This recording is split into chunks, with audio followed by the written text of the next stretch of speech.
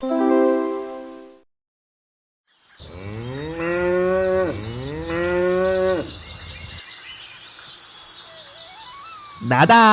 আলু আছে? হ্যাঁ দাদা, এই তো আলু। নেন নেন, আমি বেচে দিচ্ছি। আরে না না দাদা, তোমার এই আলুর আমার দরকার নেই। সব পচা পচা আলু। আর সবজিও বা কি কিনবো? তোমার কাছে তো কোনো কিছুই ভালো না। আরে দাদা, আমি তোমাকে ভালো দেখে বেচে দিচ্ছি। নিয়ে যাও কিছু আলু। তার আর কোনো দরকার নেই। এই তো, এইখানে বেশ ভালো সবজি ও আলু আছে। দাদা, আমাকে 2 কিলো আলু দাও তো। তা সজলের কাছে গিয়ে ফিরে আসলে বুঝি? ওকেও আর কি দোষ দেব? ও যাই চাষ করে না কেন সব নষ্ট হয়ে যায়। আসলে ওর কপালটাই খারাপ। শান্তিপুর গ্রামে বাস করে সজল। সে মাঠে যেই ফসলই বিক্রি করে না কেন, কোনোদিনও তার মাঠের ফসল ভালো হতো না। এদিকে সজলের প্রতিবেশী বাদল ছিল একেবারে পাক্কা কৃষক। আজও তোমার সবজি বিক্রি হয়নি? বলি, বিক্রিটা হবে কি করে? মাঠ থেকে তো আনো পচা কাটা সবজি, ওগুলো মানুষের নেয় নাকি? আসলে বউ, আমি বুঝতে পারি না কেন আমার লাগানো ফসলগুলো প্রতিবার নষ্ট হয়ে যায়। আমি আর বাদল তো একই সাথে ফসল চাষ করি। ওর ফসল কত সুন্দর হয়, আর আমার ফসল কেন এমন হয়? এসব কৃষিকাজ ছেড়ে বলি ভালো কোনো ব্যবসা শুরু করো। এভাবে কতদিন আর অভাব অনটন সহ্য করব বলো তো? কৃষিকাজ যে আমার খুব প্রিয়, কিভাবে ছাড়ি বলো তো? না খেয়ে থাকলে তোমার ওই কৃষিকাজ তোমায় খেতে দেবে না, বুঝেছো? কৃষিকাজ ছাড়তে পারবে না? কত সুন্দর কথা! বলি, কৃষিকাজে তোমার উপকারের চেয়ে অপকারই বেশি হয়। এবার সত্যি সত্যি মেয়েকে নিয়ে আমি বাপের বাড়ি চলে যাব। আমি তো বাবার সাথেই থাকবো মা। বাবাকে ছেড়ে আমি কোথাও যাব না। এসেছে আমার বাবা দরদি। বাবা কি দিয়েছে তোকে? যে হ্যাঁ, যে সব সময় বাবা বাবা, সে এসে ধরে অভাব অভাব আর অভাব। রাগ করো না গো, আর একটা বার দেখি বউ। এবার শেষ। এই তোমাকে কথা দিচ্ছি, এবার যদি ফসল ভালো না হয় তবে ছেড়ে দেব, আর কখনো মাঠেও যাব না। বুঝলাম। তাই এবার কি চাষ করবে শুনি? এবার পেঁয়াজ লাগাবো। শুনলাম এবার নাকি পেঁয়াজের দাম খুব বেশি হবে। আচ্ছা ঠিক আছে, এবার আমিও মাঠের কাজে তোমাকে হাতে হাতে সাহায্য করব। আমিও কিন্তু সাহায্য করব। আমার পাগলি মেয়েটা। আচ্ছা, আমরা কাল সবাই মিলে খেতে যাব, কেমন?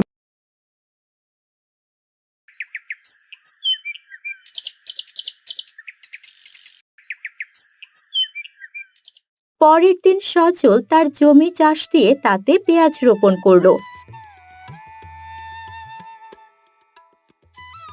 কি গো সজলদা, এবার দেখছি সপরিবার মিলে মাঠে নেমেছো মনে হচ্ছে। যেভাবে কাজ করছো, মনে হচ্ছে এবার আর তোমার পেঁয়াজ নষ্ট হবার কোনো চান্সই নেই। চেষ্টা করে তো দেখি দাদা, কি হয়। এবারে শেষ ফসল চাষ। এবার যদি আমার লাগানো পেঁয়াজ নষ্ট হয়ে যায় তবে কৃষিকাজই ছেড়ে দেব। আমি তো সারা জীবন এটাই চেয়েছি, তুই যেন কোনো ফসল না চাষ করিস। আমার চাষে কোনো প্রতিদ্বন্দ্বী থাক, এটা আমি চাই না। সব লাভ আমি একা করব। এ মাঠে তুই আর আমি শুধু একই ফসল চাষ করি, তাই তো প্রতিবার তোর ফসলে বিষাক্ত কীটনাশক মিশিয়ে সব ফসল নষ্ট করে দেই। আচ্ছা ভাই, থাকো তাহলে, আজ আমি আসি। এভাবে বেশ কিছুদিন চলে গেল। সজল ও তার স্ত্রী প্রতিদিন তাদের লাগানো পেঁয়াজ ক্ষেত খুব ভালো করে দেখাশোনা করত। এতে করে বাদল আর কোনোভাবেই তার পেঁয়াজ ক্ষেতে বিষাক্ত কীটনাশক দিতে পারছিল না। এরা দুজনেই ক্ষেতের পেছনে যেভাবে উঠে পড়ে লেগেছে, মনে তো হচ্ছে এবার আর কোনোভাবেই বিষাক্ত কীটনাশক দিতে পারবো না। তাহলে কি এবার ও আমার মতো ভালো বেচাকেনা করতে পারবে? আমাকে যে কোনো একটা বুদ্ধি বের করতেই হবে। এভাবে বেশ কিছুদিন পার হলো। একদিন সজল তার বউকে বলল, বুঝেছ বউ, এবার মনে হচ্ছে খেতে বেশ ভালো পেঁয়াজ হবে। হ্যাঁ, আমারও তাই মনে হচ্ছে বুঝলে। প্রতিবার তো ফসলের পাতাগুলো কেমন শুকিয়ে যায়, কিন্তু এবার পাতাগুলো বেশ তরতাজা আছে। আজকালের ভেতরে পেঁয়াজগুলো তুলতে হবে। এবার যদি আমার পেঁয়াজগুলো না পচে তবে বেশ ভালো দামে বিক্রি করতে পারবো। তারপর আমার টিয়া মাকে ভালো একটা স্কুল দেখে ভর্তি করিয়ে দেব। সত্যি বলছো বাবা? আমি ভালো স্কুলে পড়বো? হ্যাঁ রে মা, সৃষ্টিকর্তা শুধু একবার মুখ পানে তাকালেই হলো। পরের দিন সজল ও তার স্ত্রী ক্ষেত থেকে বেশ কিছু পেঁয়াজ তুলল। এদিকে বাদলও তার ক্ষেত থেকে পেঁয়াজ তুলল। দুজনে একসাথে হাটে তাদের পেঁয়াজগুলো বিক্রি করতে নিয়ে গেল।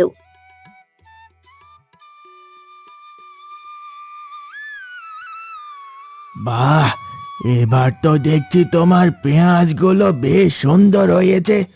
প্রতিবারই তো পচা পাচকো জিনিস বাজারে বিক্রি করতে আনো। তা বাবা, এবার কি এমন চাষ দিলে যে এত ভালো পেঁয়াজ হলো? সৃষ্টিকর্তা এবার তাকিয়েছে গো চাচা আমার দিকে। তা কথা মন্দ না। তা বাবা, আমাকে 2 কিলো পেঁয়াজ দাও তো। দেখতে দেখতে তাদের দুজনার পেঁয়াজ সব বিক্রি হয়ে গেল। বেশ ভালো টাকার পেঁয়াজ বিক্রি হলো। এত বছর পরে আজ প্রথম আমি পেঁয়াজ বিক্রি করলাম। আজ তোমাকে বেশ খুশি লাগছে সজলদা। তোমার খুশি দেখে আমারও বেশ ভালো লাগছে। তা চলো তাহলে বাড়ির দিকে ফেরা যাক। এমন সময় এক বুড়ি ভিক্ষুক বাদলের কাছে এসে বলল, বাবা, আমাকে কিছু সাহায্য করবে? আজ 2 দিন হলো আমার পেটে কোনো খাবার জোটেনি। না না, অন্যদিকে দেখো। সারাক্ষণ এসব ভিক্ষুকগুলো যে কোথা থেকে আসে তা কে জানে। এদের জন্য একটু শান্তিতে 2 টাকা রোজগার করেও শান্তি নেই। আহারে বাদলদা, তুমি বুড়িমাকে এমন করে কেন বলছো? 2 দিন হলো সে কিচ্ছু খায়নি। ও বুড়িমা, তুমি এদিকে এসো। এই নাও কিছু টাকা। আজ আমার প্রথম রোজগার। নাও তো, প্রথমে তুমি কিছু খেয়ে নিও বুড়িমা। তোকে অনেক ধন্যবাদ বাবা, তোর মনটা খুব ভালো। সৃষ্টিকর্তা তোর মঙ্গল করুক। বাদল খুব মন খারাপ করে বাড়ি ফিরল। সজলের পেঁয়াজ বিক্রি দেখে আজ সে মনে যেন কোনো শান্তিই পাচ্ছে না। কি গো, আজ মুখটা এমন পেঁচার মতো করে আছো কেন? আজ ভালো বেচা কেনা হয়নি নাকি? হয়েছে গিন্নি, হয়েছে। কিন্তু ওই সজল আছে না, ব্যাটার এবার পেঁয়াজ খুব ভালো হয়েছে। আমার খরিদ্দারগুলো সব তো ওর কাছে চলে যাবে। তার সমস্যা কোথায়? দুজনে মিলেমিশে ব্যবসা করো। আরে গিন্নি, তোমার কি মাথা খারাপ নাকি? সজলের যদি পেঁয়াজ না থাকতো তবে আমার এই পেঁয়াজগুলো আস্তে আস্তে প্রতিদিন বিক্রি করতে পারতাম। আর পেঁয়াজের যে দাম এবার, একদম লালে লাল হয়ে যেতাম। বিক্রি না হয় রেখে দিয়ে কিছুদিন পরে বিক্রি করবে, এতে টেনশনের কি আছে? না না গিন্নি, সজলের পেঁয়াজ আমি কিছুতেই হাটে বিক্রি হতে দেব না। আমার মাথায় দারুণ একটা বুদ্ধি এসেছে। তা কি বুদ্ধি আটলে শুনি? শোনো তাহলে, আজ রাতেই সজলের ক্ষেতের সমস্ত পেঁয়াজ চুরি করে তুলে আনবো। এরপর সব পেঁয়াজ আমাদের হবে। আর যখন পেঁয়াজের দাম বাড়বে তখন চড়া দামে পেঁয়াজ বিক্রি করব। বেশ ভালো বুদ্ধি বের করেছো, তবে তাই করো। শোনো, একটা কথা বলি, এবার কিন্তু পেঁয়াজ বিক্রি করে আমায় একখানা সোনার হার গড়ে দিতে হবে। দেব দেব, তবে আমারও একটা শর্ত আছে। পেঁয়াজ চুরি করতে আমার সাথে যেতে হবে। মানে দুজনে একসাথে কাজ করলে তাড়াতাড়ি চুরি করতে পারবো।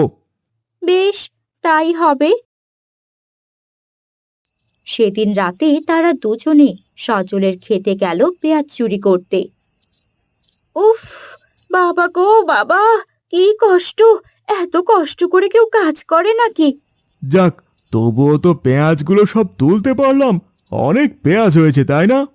হ্যাঁ, এবার চলো পেঁয়াজগুলো নিয়ে বাড়ি ফিরি। তারা সব পেঁয়াজ নিয়ে বাড়ি ফিরে এলো।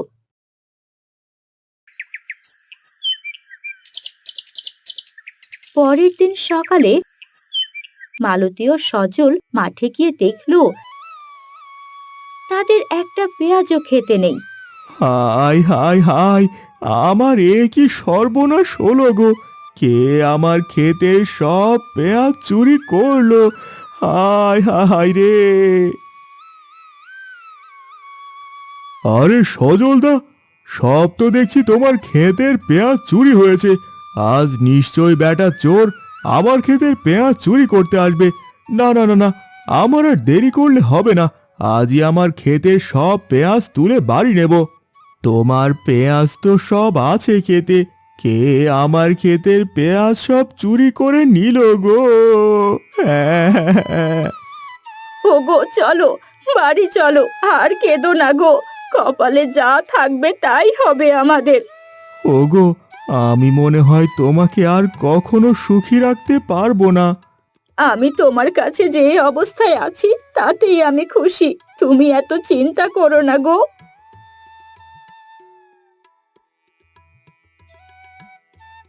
এত চিন্তা করিস না বাছা, তোর জিনিস তোর বাড়িতেই ফিরে আসবে।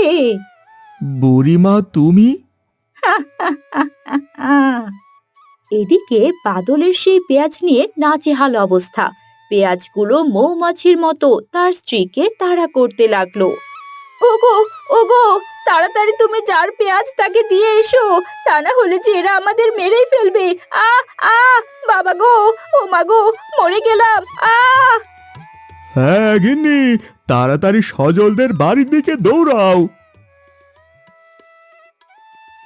সজলদা, তুমি আমাকে ক্ষমা করো। তোমার পেঁয়াজ আমি চুরি করেছিলাম।